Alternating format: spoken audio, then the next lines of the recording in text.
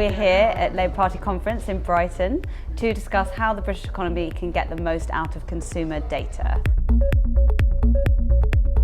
As BCS, we're here to make IT work better for society. What bigger area is there than personal data at the moment? Much of the media narrative around data focuses on the negatives.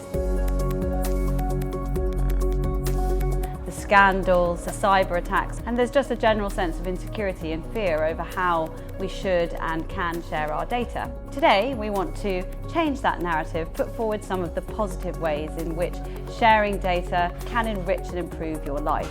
Here today to help us discuss this fascinating and diverse topic are the Shadow Minister for Culture and Digital Economy, Chi Onowera.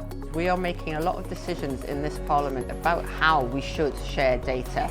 We want people to be empowered, to be informed, to be in control of their data, and then they will share data when they can share it on their own terms. And that is unfortunately not the case now.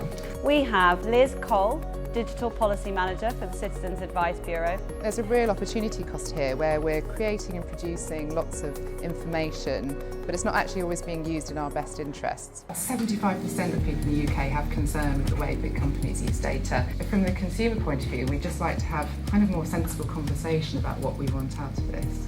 Why can't we use some of those clever algorithms and the processing power to give us things that we really want? So that might be identifying the best time to buy a flight, analysing our spending patterns, things like that. And David Evans, the Director of Policy and Community for BCS, the Chartered Institute for IT.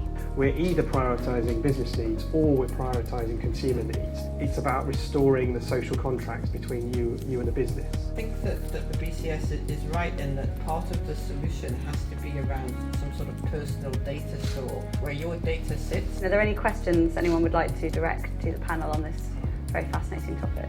You can over-regulate and you can drive out innovation if you get it wrong. So there's no regulation, and then there's a backlash against no regulation, and then there can be over-regulation, I agree. So let's try and have the sort of the debate as much as possible in advance and get the right kind of balance. How is this data brokerage firm going to be any more trustworthy than John Lewis, for example? There's reliance on traditional things like ISO, British standards, all of those kinds of things. It's really easy to say, oh, it's all about trust, but that is what we have to get to. Thank you all very much for coming. Thank you to our fantastic speakers.